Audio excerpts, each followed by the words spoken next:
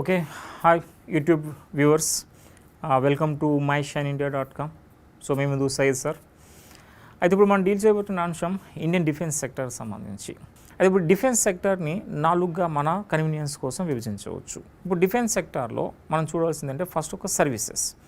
So 4 అంశాలు దీంట్లో. First services. ఇప్పుడు ఈ సర్వీసెస్ ఏముంటాయి? Indian army, Indian navy, Indian air force. So these services. తర్వాత రీసెర్చ్. ఈ రీసెర్చ్లో మనకు వస్తుంది DRDO, mainly defence research development organisation, research పరంగా. నెక్స్ట్ మూడవది మనం చూస్తే ఇక్కడ ప్రొడక్షన్. అంటే ప్రొడక్షన్లో మనకి బీడీఎల్ ఉంది, భారత్ డైనమిక్ లిమిటెడ్ అని చెప్పేసి, హాల్ హిందుస్థాన్ ఏరోనాటికల్ లిమిటెడ్ అని చెప్పేసి అంటాం, మిధాని అని చెప్పేసి అంటారు. ఇవన్నీ కూడా మన వెపన్స్ ప్రొడ్యూస్ చేసే ఫ్యాక్టరీస్ ఇవి, అటువంటివి ఏమున్నాయి. అండ్ తర్వాత మన agencies and other forces. So agencies అంటే మన ప్రపంచంలో ఉన్నటువంటి అంశాలు మన భారత ప్రభుత్వానికి తెలియజేయాలి. సో దానికోసం ఒక ఇంటెలిజెన్స్, దాన్ని రా అని చెప్పేసి అంటాం, రీసెర్చ్ అనాలిసిస్ అండ్ వింగ్. తర్వాత ఇండియాలో జరుగుతున్న అంశాలన్నీ కూడా మనకు తెలిసి ఉండాలి, దానికోసం ఐబీ, ఇంటెలిజెన్స్ బ్యూరో. ఆ తర్వాత ఒకవేళ తీవ్రవాద దాడి జరిగిపోయిన తర్వాత దానిపై రీసెర్చ్ చేయడం కోసం, దానిపై ఇన్వెస్టిగేషన్ చేయడం కోసం ఒకటి ఏర్పాటు చేశారు, దాన్ని ఎన్ఐఏ, నేషనల్ ఇన్వెస్టిగేటింగ్ ఏజెన్సీ. అంటే ఇవన్నీ ఏజెన్సీస్ కొన్ని, రా, IB and national investigating agency. అదే కొన్ని ఫోర్సెస్. ఆ ఫోర్సెస్లో మనం చూస్తే ఆర్మీ, నేవీ, ఎయిర్ ఫోర్స్ ఎట్లాగా ఉన్నాయి. దీంతోపాటు కొన్ని ఫోర్సెస్లో మనకి సిఆర్పిఎఫ్ అని చెప్పేసి అంటాం, సిఆర్పిఎఫ్. తర్వాత బిఎస్ఎఫ్ అని చెప్పేసి ఉంది. తర్వాత ఆర్ఏఎఫ్, ర్యాపిడ్ యాక్షన్ ఫోర్స్ అని చెప్పేసి ఉంది. ఇండో టిబెటియన్ బోర్డర్ ఫోర్స్ అని చెప్పేసి ఉంది. ఎన్ఎస్జి అని చెప్పి అంటారు, స్పెషల్ ఫోర్సెస్ అని చెప్పేసి అంటారు. ఇలా డిఫరెంట్ ఫోర్సెస్ ఉన్నాయి. ఇప్పుడు వీటన్నింటి గురించి చూస్తే మన డిఫెన్స్ సెక్టార్ పైన ఒక ఐడియా వస్తుంది. సో డిఫెన్స్ సెక్టార్లో మన సర్వీసెస్ అంటే ఆర్మీ, నేవీ, ఎయిర్ ఫోర్స్ అని చెప్పి అంటాం. తర్వాత రీసెర్చ్ అంటే డిఆర్డిఓ అని చెప్పి అంటాం. నెక్స్ట్ ప్రొడక్షన్ యూనిట్స్ దగ్గర బీడీఎల్, మిధాని, హాల్ ఎసెట్రా అని చెప్పేసి అంటాం. నెక్స్ట్ వస్తే మన ఏజెన్సీస్ అండ్ ఫోర్సెస్. ఏజెన్సీస్ వస్తే ఈ యొక్క రా, ఐబీ అండ్ ఎన్ఐఏ. ఇక ఫోర్సెస్లో CRPF, BSF, Indo Tibetan border force, మన స్పెషల్ ఫోర్స్, ఎన్ఎస్జి ఎసెట్రా అని చెప్పేసి అంటాం. అయితే ఇప్పుడు మనం ఫస్ట్ ఈ యొక్క ఇండియన్ డిఫెన్స్ సెక్టార్లో ఉన్నటువంటి సర్వీసెస్, ఈ సర్వీసెస్లో ఉన్నటువంటి ఆర్మీ గురించి ఫస్ట్ మనం తెలుసుకుందాం. సో ఆర్మీ హెడ్, ఆర్మీ చీఫ్ని జనరల్ అని చెప్పేసి అంటాం. ఈ జనరల్ అనేవాడు 4 స్టార్ ర్యాంక్ కలిగి ఉంటాడు. అయితే 5 స్టార్ ర్యాంక్ ఎవరికైనా ఇస్తారా?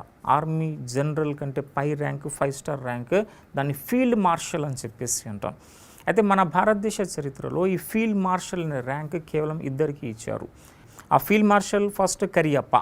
ఇప్పుడు ఈ కరియప్ప 1948 జనవరి 15న ఆర్మీ చీఫ్గా ఛార్జ్ తీసుకుంటాడు. ఆ జనవరి 15న ఆయన ఛార్జ్ తీసుకోవడం వల్ల ఇప్పటికీ కూడా మన భారతదేశంలో జనవరి 15ని ఆర్మీ డే అని చెప్పి నిర్వహిస్తూ ఉన్నారు. సో సెకండ్ పర్సన్ ఈ యొక్క ఫీల్డ్ మార్షల్ అనే ర్యాంక్ పొందినది శామ్ మానిక్ షా. ఈ శామ్ మానిక్ షా అనేవాడు 1971 ఇండో పాకిస్తాన్ వార్ అప్పుడు చాలా కీ రోల్ ప్లే చేసినటువంటి వ్యక్తి. ఇందిరాగాంధీ ఆయనకి ఫీల్డ్ మార్షల్ హోదా ఇచ్చింది. అలా వీళ్ళని 5 స్టార్ ర్యాంక్ అని చెప్పేసి అంటారు. ప్రస్తుతం జనరల్ అంటే 4 స్టార్ ర్యాంక్.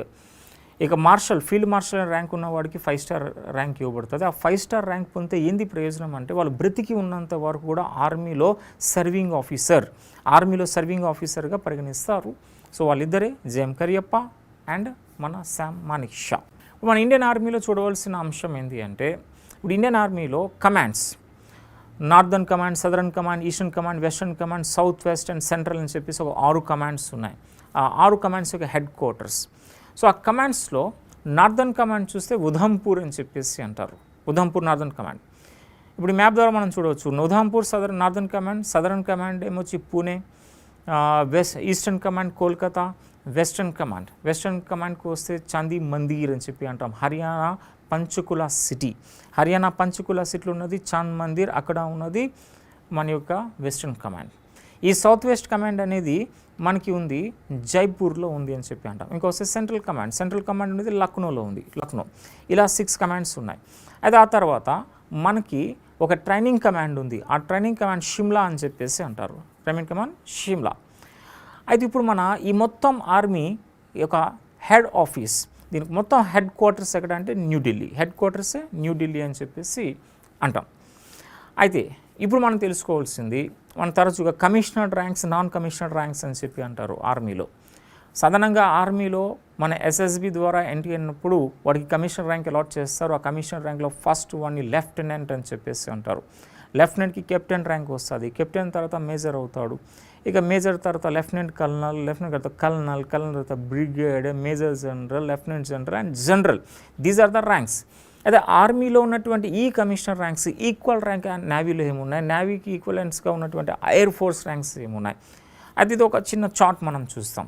ఓకే, ఆర్మీలో మనం వరుసగా పైనుంచి చూద్దాం. సో పైన ఫస్ట్ జనరల్, జనరల్ కింద లెఫ్టినెంట్ జనరల్, లెఫ్టినెంట్ జనరల్ కింద మేజర్, మేజర్ కింద బ్రిగాడియర్, బ్రిగాడియర్ కింద కల్నల్, కల్నల్ కింద లెఫ్టినెంట్ కల్నల్, లెఫ్టినెంట్ కల్నల్ కింద మేజర్, మేజర్ కింద కెప్టెన్, కెప్టెన్ కింద లెఫ్టినెంట్ అని చెప్పి అన్నాం. దీని యొక్క equivalent ranks air force.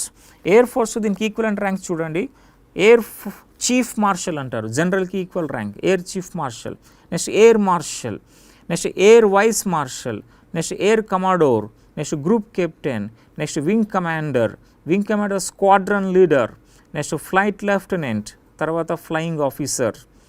Next navy, నేవీలోకి వస్తే అడ్మిరల్ అంటాం, హై పోస్ట్ అడ్మిరల్, అడ్మిరల్ కింద వైస్ అడ్మిరల్, తర్వాత rear admiral, next commodore, next captain, captain కింద కమాండర్, కమాండర్ కింద లెఫ్టినెంట్ కమాండర్, దాని కింద lieutenant and last sub lieutenant, sub lieutenant అని చెప్పేసి అంటాం. అయితే ఇవి కమిషనర్ ర్యాంక్స్. ఇది కమిషనర్ ర్యాంక్స్ కింద కూడా మనకి ఎంట్రీ ఉంటుంది ఎయిర్ ఫోర్స్లో, నేవీలో అండ్ ఆర్మీలో. అయితే ఈ నాన్ కమిషనర్ ర్యాంక్స్ మనం చూస్తే ఇక్కడ కూడా ఆర్మీ, ఎయిర్ ఫోర్స్, నేవీ అని చెప్పి చూద్దాం. అయితే ఆర్మీలో ఇప్పుడు నాన్ కమిషనర్ ర్యాంక్స్ చూసినప్పుడు అది హై పొజిషన్లో సుబేదార్ అని చెప్పి అంటారు, సుబేదార్ మేజర్ అని పిలుస్తారు. ఈ సుబేదార్ మేజర్నే రిసాల్దార్ మేజర్ అంటారు, రిసాల్దార్ మేజర్. ఎయిర్ ఫోర్స్లో అతనికి equivalent rank master warrant officer, master warrant officer. నేవీలో master chief petty officer, master chief petty officer. Okay, army first మనం చూద్దాం. ఆర్మీలో సుబేదార్ ఆర్ రిసాల్దార్ మేజర్ అన్నాం. ఆయన కింద సుబేదార్ ఆర్ రిసాల్దార్ అని చెప్పి ఉంటాడు, ఆయన కింద నాయబ్ సుబేదార్ అని చెప్పి అంటారు. అయితే ఈ ముగ్గురికి కూడా ఛాన్స్ దొరుకుతుంది కమిషనర్ ర్యాంక్ పొందడానికి. అయితే మెయిన్లీ పైన ఉన్న సుబేదార్ అండ్ సుబేదార్ మేజర్ వీళ్ళిద్దరికీ కమిషనర్ ర్యాంక్లో హానరరీగా lieutenant rank, even captain rank, captain rank కూడా వచ్చే అవకాశం ఉంటుంది. వీళ్ళని జేసీఓ, జూనియర్ కమిషనర్ ఆఫీసర్స్ అంటారు వీళ్ళని. ఎప్పుడైతే వీళ్ళు లెఫ్టినెంట్, కెప్టెన్ ర్యాంక్ వస్తుందో మన రిసాల్దార్, మేజర్, రిసాల్దార్ని జేసీఓస్ అంటారు. Okay, subedar, subedar major, subedar, next Nayab subedar, Nayab subedar కింద లాన్స్ హవల్దార్, ఈ లాన్స్ హవల్దార్ని దఫాదార్ అంటారు. ఆయన కింద నాయక్, నాయక్ కింద లాన్స్ నాయక్, లాన్స్ నాయక్ కింద సిపాయ్. ఎయిర్ ఫోర్స్కి వస్తే మాస్టర్ వారెంట్ ఆఫీసర్, ఆయన కింద వారెంట్ ఆఫీసర్, ఆయన కింద జూనియర్ వారెంట్ ఆఫీసర్, ఆయన కింద సర్జెంట్, ఆయన కింద కార్పోరల్, ఇంకా ఆయన కింద లీడింగ్ ఎయిర్ క్రాఫ్ట్స్ మ్యాన్, ఆయన కింద ఎయిర్ మ్యాన్ అని చెప్పేసి అంటారు, ఎయిర్ మ్యాన్. ఇదే నేవీలో చూస్తే master chief petty officer class 1, master chief petty officer class 2, brief chief petty officer, ఆయన కింద పెటీ ఆఫీసర్, ఆయన కింద లీడింగ్ సీమ్యాన్, ఆయన కింద సీమ్యాన్ 1 అండ్ ఆయన కింద లాస్ట్ సీమ్యాన్ 2 అని చెప్పేసి అంటారు. సో ఇది మనకి ranks commissioner and non commissioner దాంట్లో. ఓకే, ఇప్పుడు నెక్స్ట్ ఆర్గనైజేషన్ ఆఫ్ కమాండ్.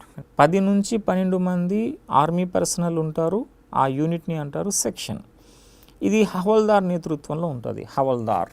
ఇక నెక్స్ట్ 4 సెక్షన్లు కలిపితే ఒక ప్లాటూన్ అని చెప్పేసి అంటారు, 4 సెక్షన్లు కలిపితే ఒక ప్లాటూన్. ఇది మన జేసీఓ అంటే జూనియర్ కమిషనర్ ర్యాంక్స్లో సుబేదార్, సుబేదార్ మేజర్ అని చెప్పేసి అన్నాం కదా, వాళ్ళ కంట్రోల్లో ఇది ఉంటుంది ప్లాటూన్. 4 సెక్షన్లు కలిపితే. ప్లాటూన్ కంటే పైది కంపెనీ. ఈ కంపెనీని స్క్వాడ్రన్ అని చెప్పి అంటాం. 4 ప్లాటూన్స్, 4 ప్లాటూన్స్ కలిపితే ఒక కంపెనీ వస్తుంది. ఈ కంపెనీకి హెడ్ సాధారణంగా మేజర్ ఉంటాడు, మేజర్ కాకపోతే కొన్ని సందర్భాల్లో లెఫ్టినెంట్ కల్నల్, లెఫ్టినెంట్ కల్నల్ దీనికి హెడ్గా ఉంటాడు కంపెనీకి. 4 కంపెనీలు కలిపితే ఒక బెటాలియన్ వస్తుంది. ఈ బెటాలియన్కి హెడ్ కల్నల్, కల్నల్ హెడ్. తర్వాత 3 లేదా 4 బెటాలియన్స్ కలిపితే బ్రిగేడ్స్ లేదా రెజిమెంట్ అని చెప్పి వస్తుంది. ఈ రెజిమెంట్ లేదా బ్రిగేడ్కి హెడ్ బ్రిగాడియర్.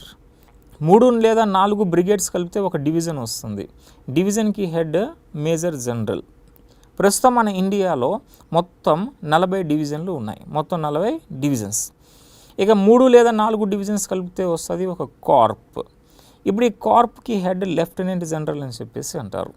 మన ఇండియాలో ప్రస్తుతం 14 కార్ప్స్ ఉన్నాయి, 14 కార్ప్స్.